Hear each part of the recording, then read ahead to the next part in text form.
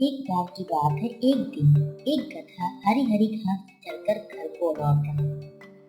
अभी उसे रास्ते में एक सियार मिला। सियार ने पूछा, क्यों गधे हरी हरी घास खाकर घर को आ रहे हो? गधे ने उत्तर दिया, नहीं, मैं तो नीली नीली घास खाकर आ रहा हूँ। सियार ने फिर से कहा, घास तो हरी होती है ना? गधे ने कहा, नहीं, घास तो नीली होती है। मैं नीली नीली घास खाकर आ रहा हूँ। इस तरह घास को लेकर दोनों में बहुत देर तक बहस चलती रही, परंतु परिणाम कुछ भी न निकला। तब सियार ने कहा, क्यों ना हम इस प्रश्न का हल ढूंढने के लिए जंगल के राजा शेर के पास जाते हैं। वही हमें बताएंगे कौन सही है और कौन गलत। घास नीली होती है या घास हरी? गधा तैयार हो गया और दोनों जंगल की ओर चल दिए।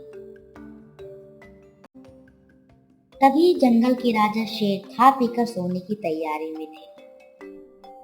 इन दोनों को अपनी साइड आता हुआ देख शेर ने कहा, तुम दोनों इस वक्त यहाँ क्या कर रहे हो? नहीं जानते क्या, अभी मेरे आराम करने का समय है। सियार बोला, माफ कीजिए प्रभु, पर हमें इस प्रश्न का हल नहीं मिल रहा है। अब आप ही बताइए कौन सही है कौन गलत। शेर ने कहा, ऐसा कौन सा प्रश्न है जिसका हल तुम्हारे पास नहीं है, बताओ।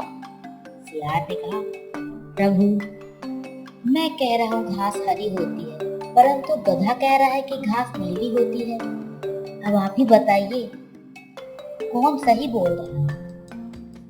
शेर अचंभा होकर दोनों की तरफ देखा और उसने गधे को घर जाने को कहा और सियार को सजा सुनाई।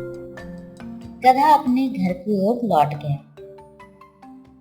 फिर सियार ने बड़ी ही विनम्रता से शेर से पूछा, प्रभु, आप तो जानते हैं कि घास हरी होती है, फिर भी आपने मुझे सजा क्यों सुनाई?